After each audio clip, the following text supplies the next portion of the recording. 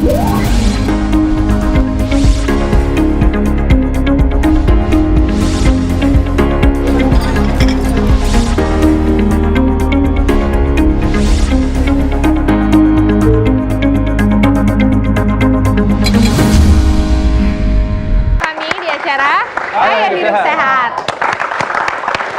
dokter, kita membahas mengenai paru-paru basah nih. Dokter Arlene, kita kan sering dengar ya, kalau masyarakat tuh ngomong paru-paru basah, mereka bilang, oh jangan kalau keluar naik motor malam-malam, jangan lupa pakai jaket, karena kalau nggak nanti kamu kena paru-paru basah. Ada lagi. Apa tuh dia bilang? Kalau misalnya cewek-cewek abis keramas, jangan dibiarin begini. Nanti airnya masuk ke dalam jadinya paru-paru basah. Ada juga. Atau mandi malam katanya dibilang bikin paru-paru basah juga. Nah, mungkin dokter Dewi dulu ya. Kita perkenalkan ada dokter Dewi Puspitor ini, seorang dokter spesialis paru. Bisa memberikan penjelasan mengenai paru-paru basah itu sebenarnya apa yang dimaksudkan. Dan juga ada dokter Chandra di sini ya untuk rehabilitasi medisnya. Nanti kita akan membahas juga nih mengenai terapinya. Silakan dokter. Ya, namanya paru-paru basah tuh mungkin kalau medis ya disampaikan adalah kita bilang pneumonia. Susah ya membahasnya kalau bahasa medis itu pneumonia atau radang atau infeksi di paru-paru. Gitu. Paru kita sebenarnya ada dua, kanan dan kiri. Jadi ada infeksi di paru-parunya dan itu penyebabnya ada bakteri itu udah banyak, kemudian ada virus gitu, ada mikoplasma. Jadi memang ada suatu infeksi sebenarnya. Jadi sebenarnya orang bilang paru-paru basah, padahal sebenarnya paru-parunya itu terinfeksi ya dok ya? Oke. Apakah benar nih dok mitosnya itu karena kena angin malam? Iya, angin malam seperti apa? Angin malam. Oke.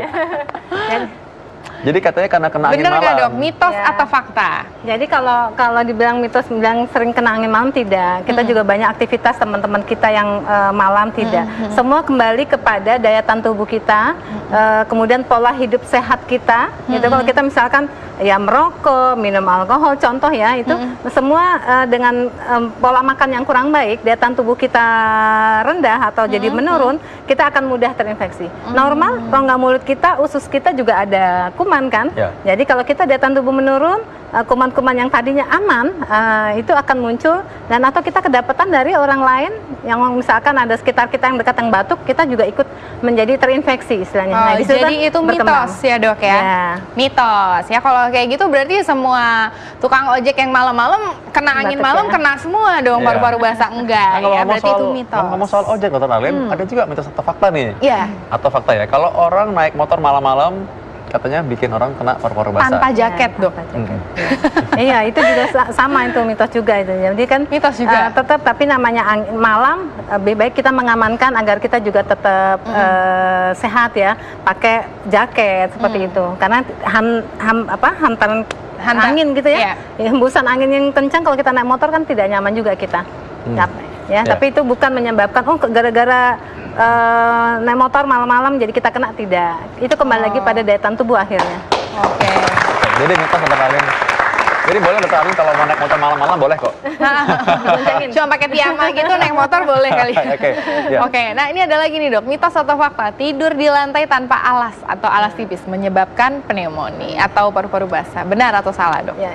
Itu salah juga. Salah juga itu ya, mitos lagi. Ya. Karena apakah menular, apakah yang dari lantai itu ke tubuh kita, tidak. Jadi itu tadi semua kembali kepada daya tahan tubuh kita, gaya hidup kita, pola makan. Berarti ini mungkin dokter harus bahas juga nih dok mengenai penularannya. Sebenarnya penularan, kan ini kita berbicara tentang infeksi.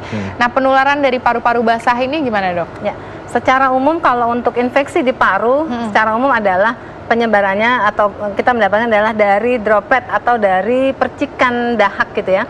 Misalnya sekeliling kita yang dekat lah, ada yang batuk, harusnya ada etika batuk yang baik kita tutup gitu, kemudian kita buang ke air mengalir, kita atau pakai tisu seperti itu, ya, etika batuk yang baik. Jadi kalau misalkan kita sedang menurun daya tahan tubuhnya, ada beberapa kondisi ya menyebabkan penurunan daya tahan tubuh, kemudian di sekitar kita itu sakit, kita batuk, kita bisa tertular. Jadi karena batuk orang lain terhirup oleh kita.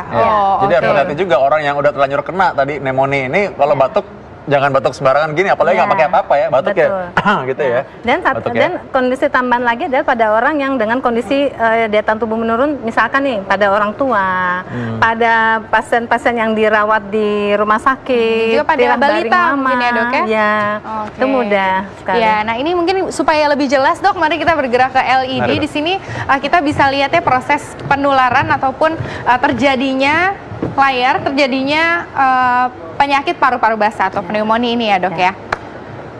Dimana ini bisa terjadi infeksi ada di dalam paru-paru yang masuk ke alveoli, apakah benar dok? Ya. Jadi setelah kita terinfeksi gitu, terhirup ya dok ya? dari droplet tersebut ada proses ya. Pada yang sehat pasti daya tahan tubuhnya dengan daya tahan tubuh yang baik, dia akan istilahnya akan dimakan atau dihancurkan atau dimatikan lah kuman tersebut. Tetapi pada orang dengan daya tahan tubuh menurun, lama-lama infeksinya masuk, terjadi inflamasi, penebalan dari dinding sampai ke alveoli atau istilahnya adalah balon-balon udara. Jadi kita banyak balon-balon udara ini kalau di paru-paru ini kita di zoom baru kelihatan seperti ini ya dok ya. Oke, ini yang normal, yang sebelah sini yang normal. Yang sini yang normal. Kita lihat itu bersih. Ya, tidak ada penebalan, tidak ada cairan di dalam. Tapi pada orang dengan infeksi atau dengan pneumonia atau di belakang paru-paru basah, kita lihat dindingnya saja sudah tebal, ditambah lagi dengan cairan yang tertimbun. Jadi bagaimana orang akan sesak nafas atau nyeri dada sampai tembus ke belakang juga bisa aja. Nafasnya menjadi tidak lega. Kita lihat kalau di situ kan, wah itu keluar masuk udara dengan bagus ya, karena pertukaran oksigen dengan CO2 terjadi di sini di balon-balon ini. Jadi di alveoli bahwa pertukaran oksigen dan juga CO2 yang tadi kita hirup oksigen mengeluarkan CO2 karbon dioksida itu terjadi di sini balon ya. Nah makanya dibilang paru-paru basah ya dok ya, karena bisa terjadi ada cairan ataupun darah yang ada di dalam alveoli ini. Oke, nah dokter Vito mungkin ada pertanyaan. Iya nih dok, kalau misalkan dengan seperti ini ya, berarti memang jelas nih nggak ada hubungannya kalau orang bilang tidur di lantai, orang naik motor nggak pakai jaket, mandi malam-malam sama paru-paru basah, ya. Nah, gejala-gejalanya dok secara umum apa yang patut diwaspadai oleh masyarakat apabila mereka pikir oh ini jangan-jangan terkena pneumonia atau paru-paru basah ini? Jadi gejala-gejalanya itu ada beberapa gejala. Yang umum adalah kalau pada usia masih muda seperti kita ngakunya muda ya. Masih muda dong dok. Masih muda kok dok. Masih muda ini. Jadi itu ada batuk, batuknya berdahak, kadang tanpa dahak juga ada. Kemudian ada batuk darah bisa, kemudian ada nyeri dada karena ada proses peradangan di dalam. Kemudian kadang ada nyeri di belakang. Proses infeksi jadi menjadi panas seperti itu, menggigil, nafsu makan menurun itu bisa. Jadi mesti diwaspadai. Jadi kalau misalkan kita batuk sudah 3 hari, kalau 3 hari kan kita anggap seperti influenza ya. Kita lihat batuk, kemudian sudah dikasih obat masih belum sembuh dan kita ada rasa sesak, segera jangan ditunda karena prognosis atau tingkat kekhawatiran kita nanti tergantung dari nanti kumannya ini apa ya, jenis kumannya. Kemudian usia mempengaruhi. Kalau usia muda sama usia sudah di atas 60 beda respon pengobatannya. Kalau yang muda-muda responnya insya Allah bagus. Tapi kalau udah lanjut takutnya terlalu lama ya. Juga hati-hati pada orang dengan kencing manis ya dok, dengan sakit gula, dan juga lebih gampang terkena infeksi ini dan juga lebih berat bisa penyembuhannya dokter ya. Betul. Karena pada pasien dengan diabetes ada salah satu penyebab penurunan daya tahan tubuh. Oke, nah ini ada juga beberapa gejala yang tentunya harus diwaspadai oleh kita apabila kita terkena paru-paru basah yang memang darurat nih dok. Seperti salah satunya adalah kulitnya berubah warna, menjadi sianosis maksudnya kali ya dok ya. Kuku kita terlihat lebih biru atau bibirnya terlihat lebih biru.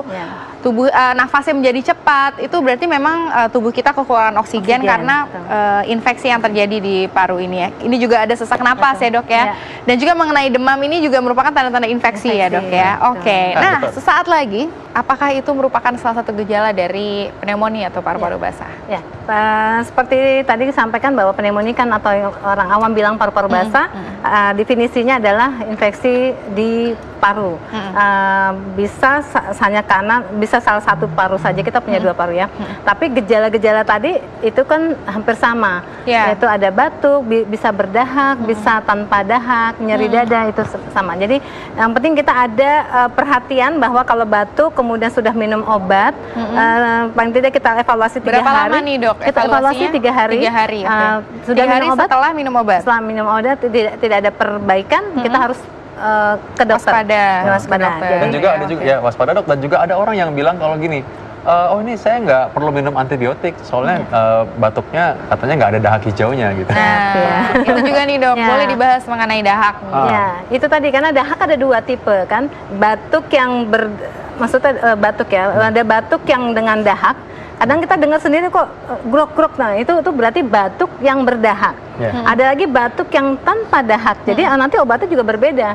Kalau batuk tanpa dahak menjadi istilahnya tidak produktif, kasihan, capek dia.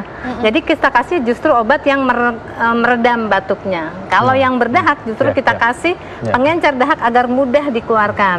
Nah, pada pneumonia risiko terjadi dahak banyak bisa. Nah itu kita nanti akan dibantu oleh fisioterapi.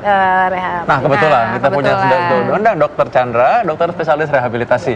Dokter, penting untuk pulih kembali setelah sakit paru-paru basah nih. Nah, bagaimana caranya supaya pulih kembali seperti sedia kala, dokter? Yang datang ke rehabilitasi medik ada 2 ya dok. Jadi saat dia dirawat inap atau dia dirawat jalan. Kalau dirawat inap otomatis dia berbaring. Jadi nomor 1, kalau memang seperti yang dokter Devi bilang tadi, kalau memang dahaknya itu banyak, ya kita akan keluarkan. Tapi jaringan paru-parunya sendiri kan bengkak, jadi dia akan diatasi dulu, semua kondisinya bagus. Oke, kalau dahaknya lengket biasanya juga diencerkan, ada yang dengan uap, ada yang dengan obat minum. Setelah encer kita bantu untuk mengeluarkan. Mengeluarkan tuh butuh kemampuan tubuh untuk membatukkan. Otot nafas kita yang jarang kita pelihara itu namanya diafragma. Otot yang sangat besar, yang fungsi dia adalah menarik nafas, kayak vacuum cleaner paru-paru kita tuh, sedot sebanyak-banyaknya, lalu dibatukkan ke atas, das gitu.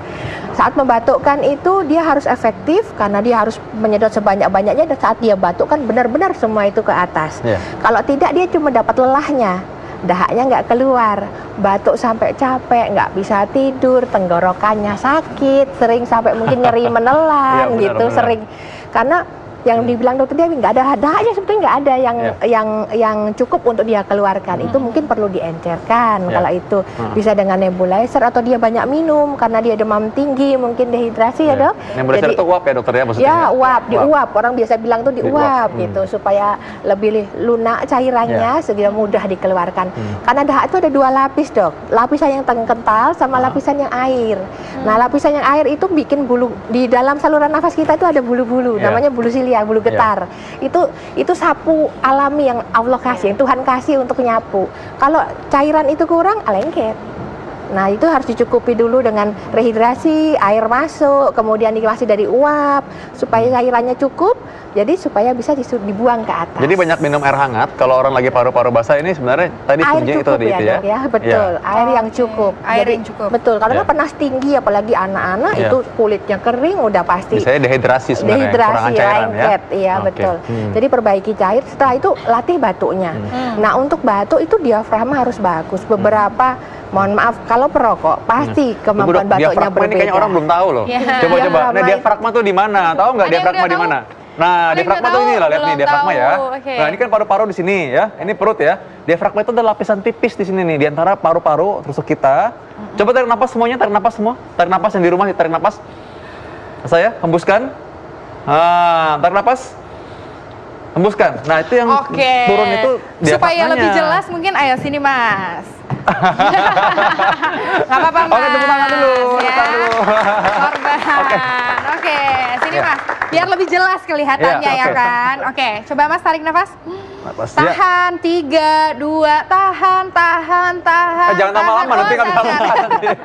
Hembuskan, tarik nafas lagi. Jangan tahan kelamaan ya. Tarik nafas. Ketika tarik nafas, kita merasakan ada otot yang ke bawah ini ya. Di sini ya. Dan paru-paru kita terasa penuh.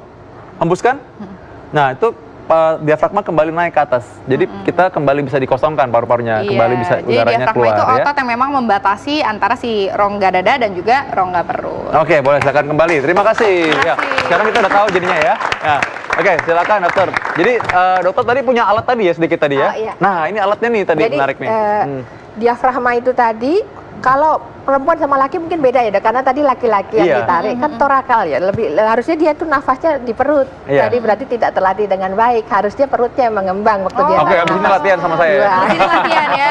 Kalau perempuan mungkin karena nafasnya memang torakoabdominal, dadanya yang lebih akan mengembang dengan baik. Jadi diafragma laki-laki harusnya lebih bagus, karena dia meletakkan nafas lebih baik. Nah, bagaimana supaya otot diafragma ya laki-laki ini bagus? Otot diafragma otomatis latihan otot abdomen, latihan otot perut ya. Bagaimana tuh dok? Sit up itu bisa membantu nggak dok? Kalau yang paling happening sekarang plank ya, mungkin boleh dikerjakan. Itu juga boleh. Terus berat, tapi bertahap bisa dikerjakan. Atau latihan nafas, kami biasanya kalau dari paru peak flow meter ya dok ya. Ini kita ngukur kemampuan batuk. Kemampuan batuk ya. Dilihat. Jadi kemampuan batuknya ini dicek, nanti dia dibatukkan di sini di alat itu, nanti diukur, karena yang normal itu antara di atas 270 liter per menit. Jadi alat ini fungsinya sebenarnya untuk mengukur batuk, kemampuan si diafragma untuk tadi ya, diafragma untuk batuk. Mungkin banyak di online juga yang kit asma dan lain-lain banyak, itu bisa dicari. Nanti dibatukkan di situ, tapi sebetulnya kelihatan kalau dengan tanpa alat pun kalau pasien atau kita sendiri membatukkan, harusnya kan kemampuan batuk ini dikembangkan.